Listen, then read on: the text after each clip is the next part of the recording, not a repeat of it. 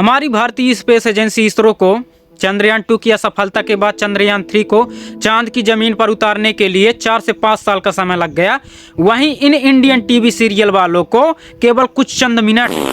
इन Indian TV serial वालों की technology इतनी ज़्यादा एडवांस है कि ये मरे हुए को जिंदा कर देते हैं, न्यूटन के गुरुत्वाकर्षण बल पर थूक देते हैं, और लाना हो यदि चांद से चांद का टुकड़ा तो ये रोड पर चलने वाली मामूली सी कार को ही रॉकेट बनाकर अंतरिक्ष की यात्रा पर निकल जाते हैं।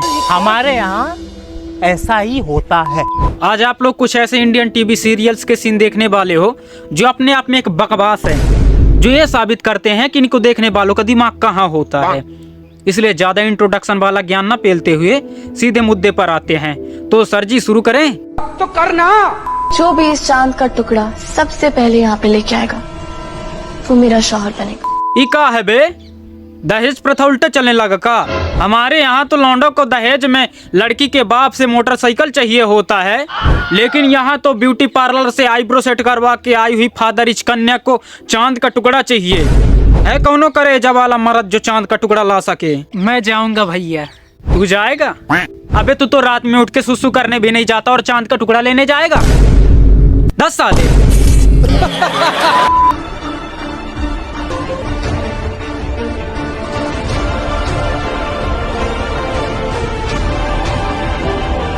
Hello mummy. हाँ बेटा बोल। मेरे पजामे का डोरा मिल गया है। कहाँ है तेरे पजामे का डोरा? उससे ना इंडियन टीवी सीरियल वाले चांद को बांध के खींच रहे हैं। क्या गांजे वांजे पिए हैं का वो?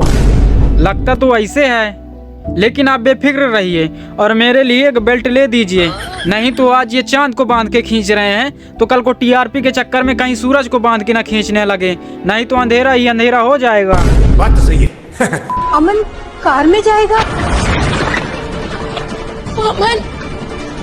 लो मुद्द दिया नासा वालों तुम्हारी रॉकेट साइंस पर। किसी को कुछ कहना है? नहीं।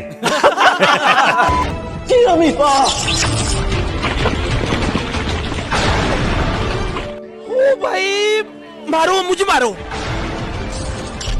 नहीं, मैं सोच रहा हूँ कि इनको गाली दूं या इनकी तारीफ करूं, क्योंकि आपने सुना होगा कि चांद पर दाग है। तो ये सच नहीं है, चांद पर दाग नहीं है, बल्कि चांद पर बड़े बड़े गड्ढे हैं और इन गड्ढों का जिम्मेदार है टीवी सीरियल वाले, जो अपनी टीआरपी बढ़ाने के चक्कर में कार लेकर चांद का टुकड़ा लेने चले जाते हैं। ये सब देखकर इलोन मस्क चाचा भी कंफ्यूजन में आ गए हैं कि हम ससुरा जो है तो रउआ लोगन का चांद में बसाने का सपना देख रहे हैं, और ये टीवी सीरियल वाले जो है तो चांद को खुद ही जमीन पर लिए आ रहे हैं। मैं गाली नहीं दे सकता। नहीं, गाली नहीं देना। अब फैमिली देखती है, वरना मैं ऐसे गाली दूं, ऐसे गाली। सास ने नाराज होकर बहू को पेड़ से बांध दिया, लेकिन लड़की भी शक्तिमान की बहन थी। इसने रस्सी समेत पूरा पेड़ जड़ से उखाड़ दिया। चमत्कार, चमत्कार! ये सब कैसे हुआ प्रभु? ये सब मोनालिसा की पूजा का चमत्कार है वत्स।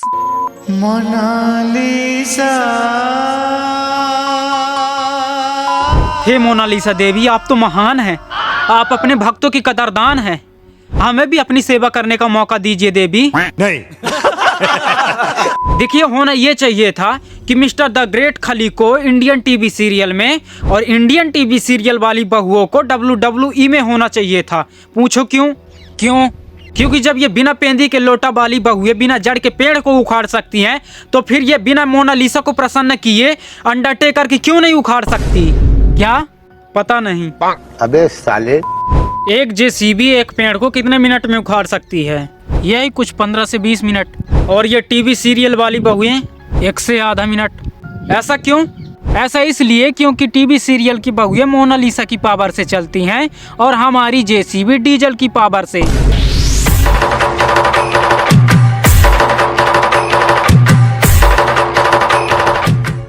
तू समझा?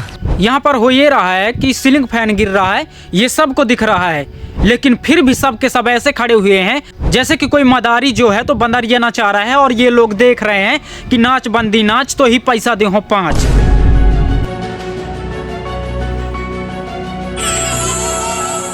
वाह रे देवा, रे देवा, तू तो देवता निकला रे बेटा। मैं तो तेरे को हरामी समझता था। अब जाके होमवर्क कर ले, नहीं तो कल तेरे को स्कूल में तेरे टीचर ऐसे घुमाएंगे कि तू पूरी जिंदगी घूमता ही रह जाएगा। उठा ले रे देवा, उठा ले रे बाबा।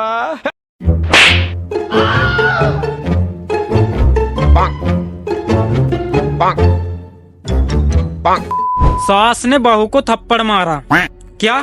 केवल एक थप्पड़ मारा। सनम तेरी कसम, सनम तेरी कसम।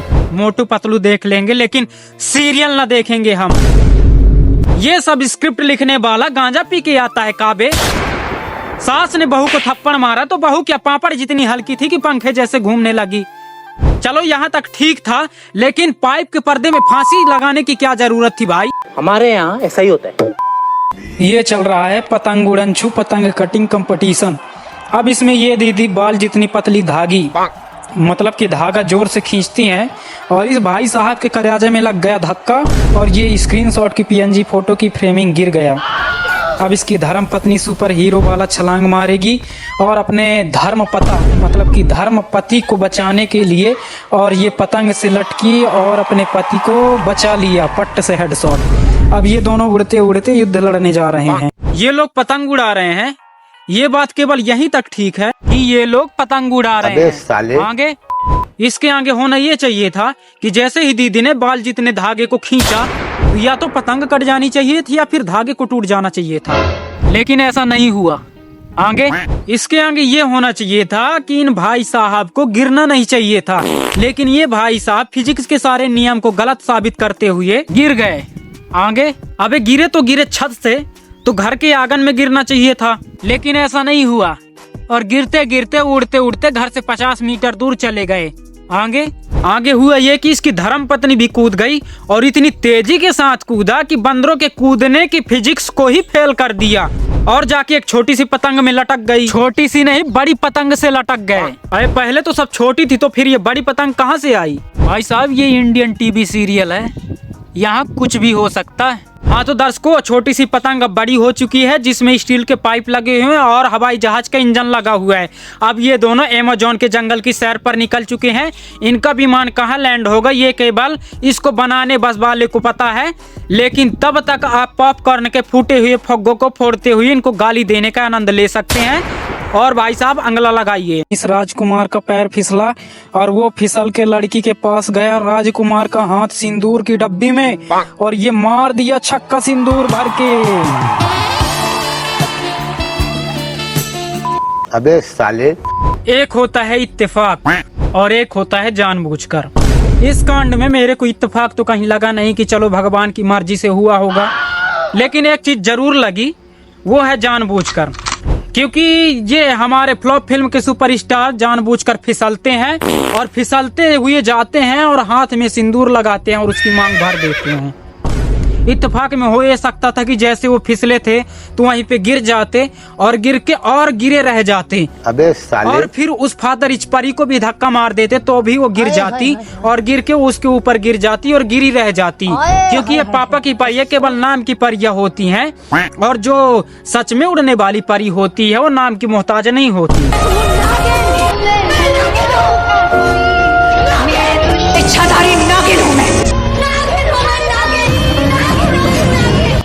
इंडियन टीवी सीरियल की एक ऐसी सीरियल जिसके हर स्क्रिप्ट के अंत में इनको बताना पड़ता था कि नागिन हूं मैं।